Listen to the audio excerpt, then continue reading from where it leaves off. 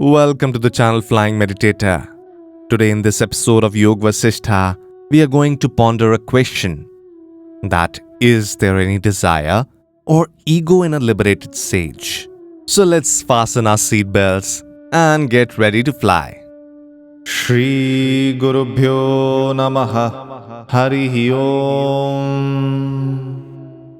Rama said, Lord, you instruct me to abandon the ego sense and the cravings that it gives rise to. If I abandon the ego sense, then surely I should also give up this body and all that is based on the ego sense. For the body and the life force rest on the support of the ego sense.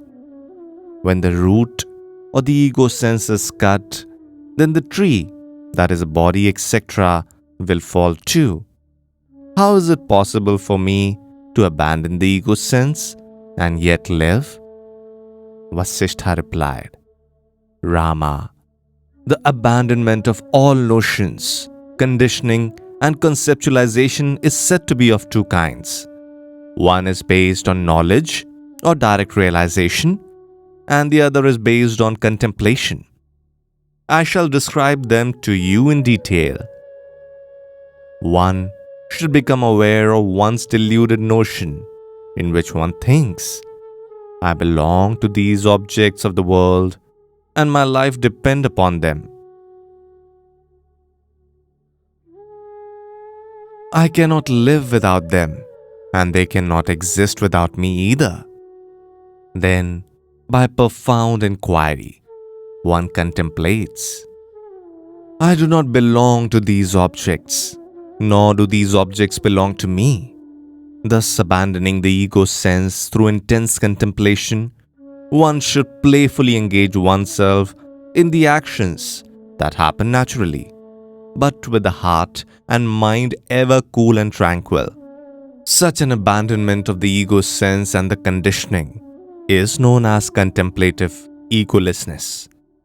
When there is knowledge or direct experience of the non-dual truth, one abandons the ego sense and conditioning and entertains no feeling of, this is mine, even with regard to the body. This is known as direct realization of egolessness. He is liberated even while living, who playfully abandons the ego sense through the contemplative method. He who uproots this ego sense completely by the direct experience is established in equanimity. He is liberated. Janaka and others like him follow the contemplative method. Others who have the direct experience of the egolessness are one with Brahman and have risen beyond body consciousness.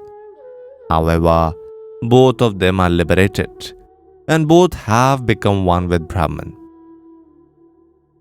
He is considered to be a liberated sage who is not swayed by the desirable and the undesirable, who lives in this world and functions through inwardly, totally untouched by the world, as if in deep sleep. As the sage Vasishtha said this, another day came to an end, and the assembly dispersed. The next day, Vasishtha continued. The desires that arise in the course of one's natural functions, devoid of craving, is that of a liberated sage. But that desire, which is bound up with craving for external objects, is conducive to bondage. However, when all ego-based notions have ceased in one's heart, the attention that is directed naturally is also the nature of a liberated sage. That which is afflicted by contact with external object is the craving conducive to bondage. The non-volitional desires, which is unaffected by any object, is liberation. That desire which existed even before the contact with the object exists even now and forever. It is natural. Therefore, sorrowless and free from impurity. Such a desire is regarded as a wise one, as free from bondage. I want this to be mine. Such a craving arises in one's heart. It gives rise to impurity. Such a craving should be abandoned by a wise person by all means at all times. Give up the desire that tends to bondage and the desire for liberation too. Remain still like the ocean, knowing that the self is free from old age and death. Let not these disturb your mind. When the whole universe is realized as illusory, craving loses its meaning. The following 4 types of feelings arise in the heart of a man. 1. I am the body born of my parents. 2nd. I am the subtle atomic principle different from the body. 3rd. I am the eternal principle in all diverse perishable objects in this world. And 4th. The I, as also the world, are pure void like space. Of these, the first is conducive to bondage, and others to freedom. Once the realization that I am the self of all has arisen, one does not again fall into the error or sorrow. It is this self alone which is variously described as the soul, nature, Maya, Brahman, consciousness, Shiva, Purusha, etc. That alone is ever real. There is naught else. Resort to that understanding of non-duality, for the truth is non-dual. However, actions involves duality and hence functions in apparent duality. Thus, let your nature partake of both duality and non-duality. The reality is neither duality, for it is the mind that creates division, or unity, for the concept of unity arises from its antithesis of duality. When these concepts cease, the infinite consciousness alone is realized to be the sole reality. The liberated sage, who is disinterested in the events of the past, present and future, looks at the state of the world with amusement. We are unable to expound the philosophy of the fools who have not controlled their own mind and who are immersed in the mire of sense pleasures. They are only interested in sexual pleasures and in the acquisition of material wealth. We are also unable to expound the path of rituals and routines, which bestows all kinds of rewards in the shape of pain and pleasure. O Rama, in this connection, there is an ancient legend which I shall narrate to you.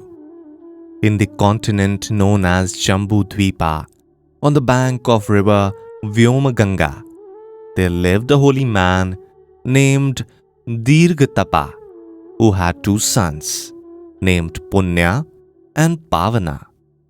Punya has reached full enlightenment, but Pavana, though he had overcome ignorance, had not yet reached full enlightenment, and hence he had semi-wisdom.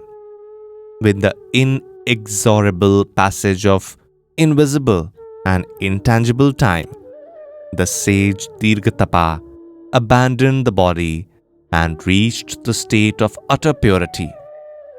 Using the yogic method she had learned from him, his wife too followed him.